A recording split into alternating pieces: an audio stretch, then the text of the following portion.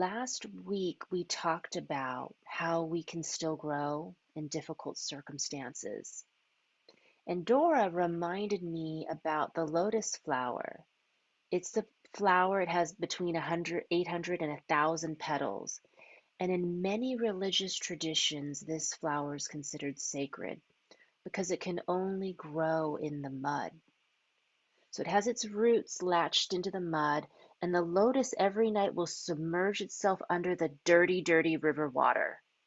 And every morning it reemerges sparkling clean.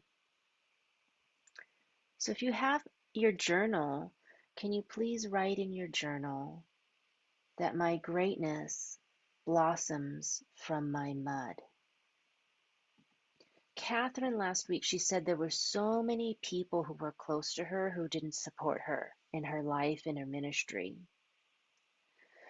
So please write this in your journal. People can hold me back, but they can't hold back the greatness that lives within me.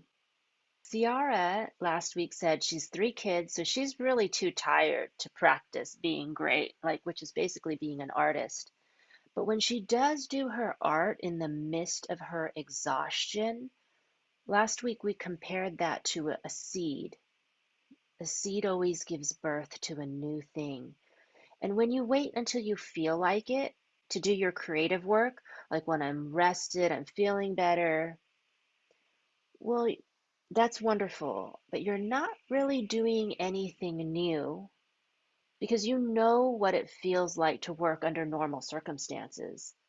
But honey, when your soul's messed up, who knows what you're going to create? Like, for example, Frida Kahlo.